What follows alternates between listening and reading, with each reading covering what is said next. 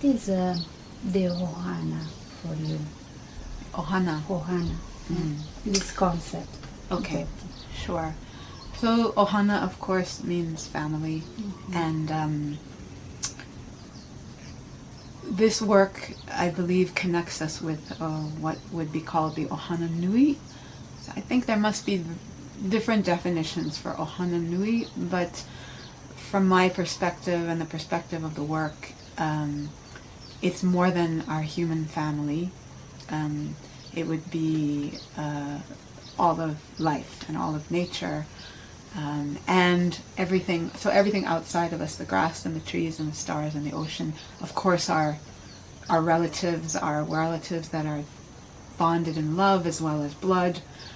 But also inside of us, everything that exists inside, all of our sensations, our emotions, our memories, our hopes and dreams, anything that could possibly come into contact, I'm going to rephrase that, anything that we feel at any moment on any level becomes a member of our family. So Kahu would say very similar things that he did in his video, that every moment of your life contains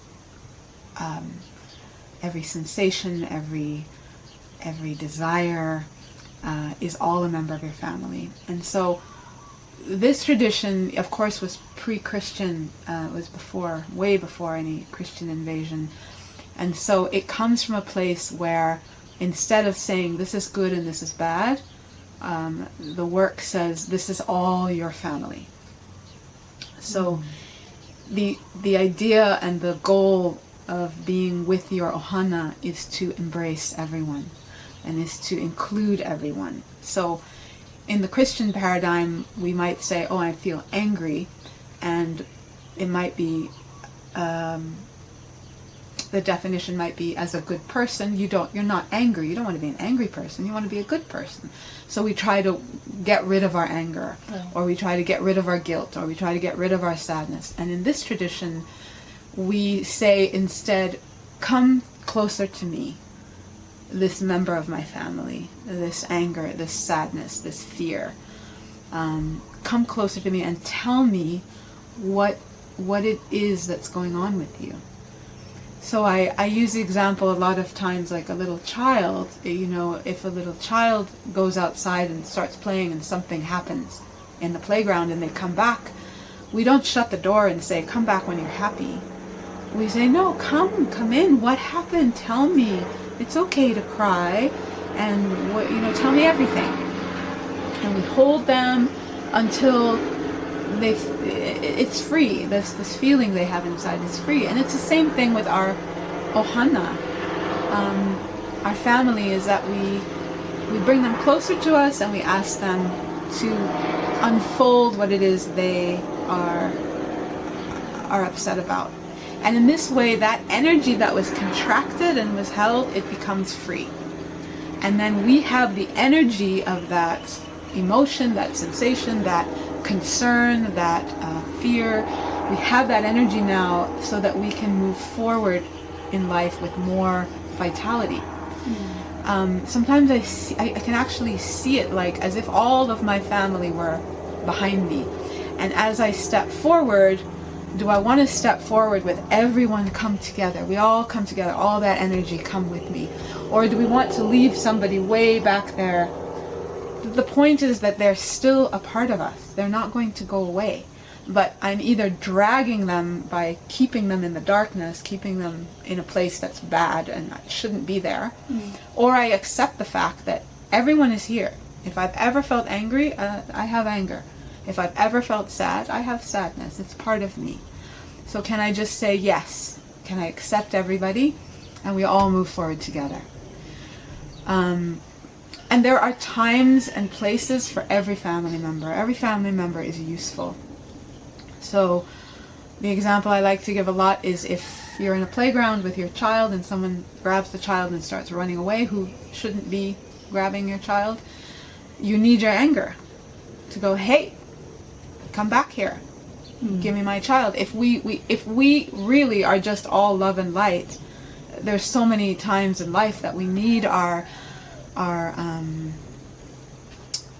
strength. We need our anger. We need our determination. We need to not give up. So the mastery comes when we are in communication with life to such a degree that all of our family members are accessible and they come forward when they're needed, just like that, without any idea that, oh, this is bad, I shouldn't feel this. It's just available. In this moment, this is what I need. Kahu calls that raising your internal speed, the speed at which you communicate with your own life force, to allow yourself to be available to your ohana nui, allow your ohana nui to be as free as possible. And the one thing I want to say about this whole way of navigating is that it is an endless path. So always new things are arising in life, new situations that I've never seen before, new emotions inside me, new perceptions. And I get to meet that and discover what is appropriate right now. What is this igniting in me? I discover new family members all the time that I've never seen before or felt before. And so it's a very, very exciting path because it's always unfolding.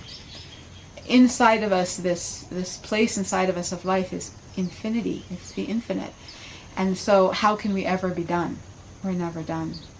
And it makes life just really full of curiosity and discovery and excitement and a lot of joy, I find. Yeah, I remember this feeling when I did your workshop. Oh yeah, yeah, an infinite joy, an infinite discover. Mm-hmm. Yeah. Yeah. And I'm curious, Jody, do you do something every day to rise your energy or to stay alignment with this path? Yeah. I do a morning practice, which consists of listening, a deep listening to actually my body, the very simple movements in my body that we did in the workshop. I call that ho'omanamana. And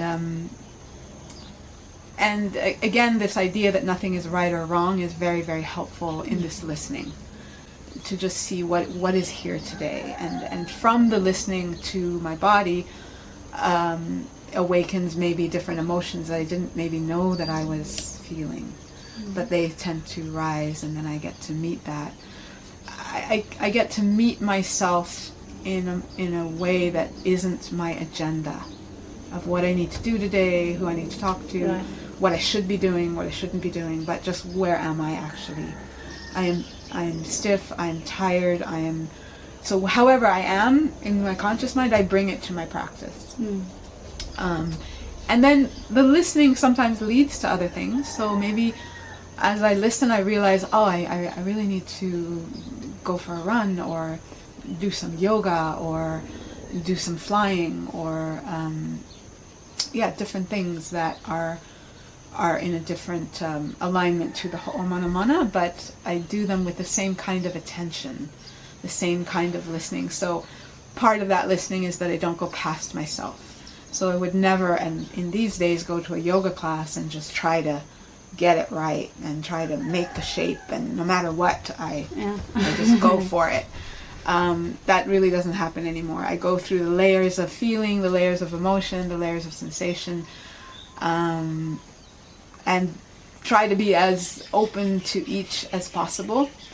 And that brings me to a place of it just reminds me to listen. And then the rest of my day is I'm more open to feeling what's really true in each moment, rather than what I want to be true, or what I judge as being not true, or just all the programs that we generally walk around with. It really helps to start the day with kind of an unwinding of attention to that. and it helps me to meet life in myself again, like meeting life. I meet life in myself more fully, and then as I go, I'm able to meet other people more fully, because each of us is a whole universe in and of themselves. So as I sit with you, it's very exciting to be on the edge of another universe and looking into those eyes and recognizing that my perceptions are not the perceptions. They're just mine. And I get to meet them.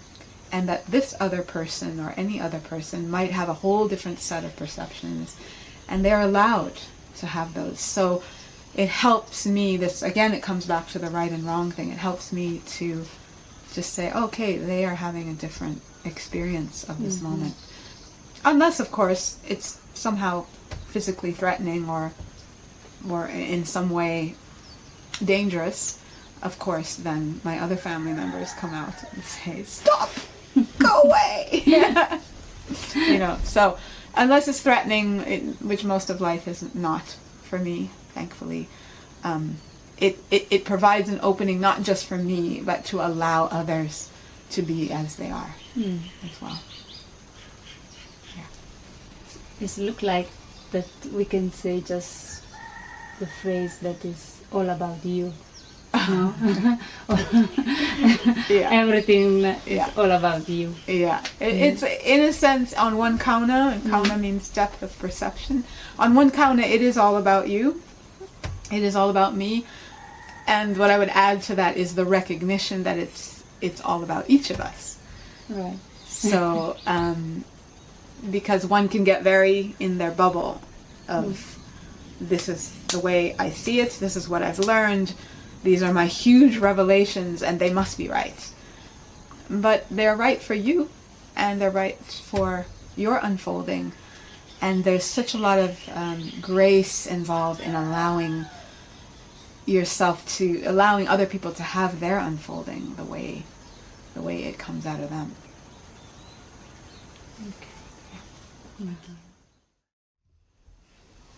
Jody, you're talking about before fly.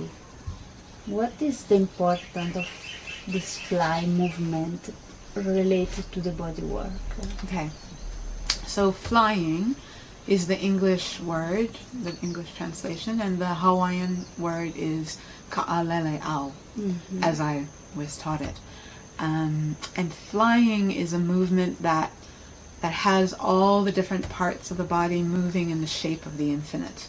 So that figure 8 that we know as the infinity sign, we step into that shape. And as we step into that shape, we invoke the resonance of the infinite. And so what tends to happen as we train is that whatever is not in alignment with the infinite rises to the surface so that we can meet it, so that we can actually meet more and more and more of our family members. Usually the things that are not in alignment with the infinite are things that we have pushed down, we have judged, we have pushed away, we've tried to kill inside of us that shouldn't be there. Old pain, old hurt, old trauma. And when we do the body work without meeting these things that we have pushed down, it feels to me a little bit like I'm holding my breath. And then I try to do the body work, trying to breathe as little as possible, because I'm not expanding and moving with all of me. I'm moving with only a very limited part of me that is allowed. When I start to allow the rest of me to awaken and arise, then more and more and more of the practitioner, myself, can come into harmony with myself. And what that does in the body work is it allows for a frequency or a resonance of the infinite to be more and more accessible. Infinity means everything, endlessly. And so if I am not available for the infinite to touch me and to bring to ignite whatever is going to be ignited, then I'm not able to rest in that resonance. And that resonance is actually what does any healing that is to be done in the body work. It's also the basis of the movement that the body work is based on. So the footwork from the flying, and to a degree the arm movement, is applied to the body. So we learn the dance, and then the dance is then applied to the body. And it's the basis for our alignment in the work. And as we fly on the body, which becomes Ancient Lomi Lomi, we are able to continue to allow this igniting to go on, because we keep flying. And so we keep allowing the infinite to rise more and more. And you know, between us and the infinite inside of us, all of us, no matter how much work we've done, there are layers of things that have been placed on top of that infinity, on top of that pure life inside of us. And so this process allows those things to keep being met. And so what the bodywork ends up being is a tremendous amount of personal growth for us. And in so doing, the frequency that this person is exposed to allows their frequency to ignite as well. It's like a tuning fork. The tuning fork doesn't go to touch. If the tuning fork touches something else, it stops. Yeah. So if we ignite and ding our own tuning fork and just let that resonance go, because we have no control over it, then that resonance will be met by the other person on the table. And then they get to have their own experience of that, which may be completely different to our experience. It's not our business what's going on with them, in a way. This frequency that you talk about, it's I can feel that is the frequency of love, no? The love and accept myself, my infinity, and then this person can also feel this love and arise. Yeah. And a lot of time, many times when love starts to work, we feel the fear, no? And we feel like block. Yeah. So the body work help us to release this, and to help also the people to release that. Yes, it can. So I would use a very broad definition of love. Kahu didn't use love so much, he used more acceptance. So if I accept everything, it is similar to loving everything. Yeah. The reason why I don't use love too much is because love has very strong definitions in people's minds. The way we've been taught what love is. We've been taught what love is from religions. We've been taught what love is by our parents. So as we grow up, we digest a lot of different ideas about love. And one of the ideas that we ingest is that love is good, and love is kind, and love is like all these soft things. But for me, I feel that love, there's a time when love, like you say, it can bring up the fear that we need to face. And that is the most loving thing that this moment can do for you, is to let you face your fear, and not to say, oh, let me take that fear away. That seems to be the more prevalent idea of love. Let me take things away for you so that you can only feel good. But this love is a deep, deep unfolding of, let me allow you to feel all more and more and more. I won't say all because we never can get there, but feel more and more and more of who you are. And when we get introduced to these other parts of ourselves, sometimes we don't like that. It feels very uncomfortable. Right. So this resonance, this frequency, yes, I have found it to be a pathway to more and more acceptance of myself and more acceptance of others. And a willingness to keep moving in that direction. a willingness to come up to difficult places in myself and say yes to them and be open to their unfolding. And to me, the frequency is the pathway. When I say Ke Ala Hōkū, pathway to the stars, this frequency is the pathway. Because actually, the stars live inside of us. You know, there is a website I can point you to that breaks down the logic, actually chemically, how we are 93% stardust. Humans, we're 93% stardust. So as we pay attention in this way, that frequency of our origin on a different kauna, the stars would be known as our origin point.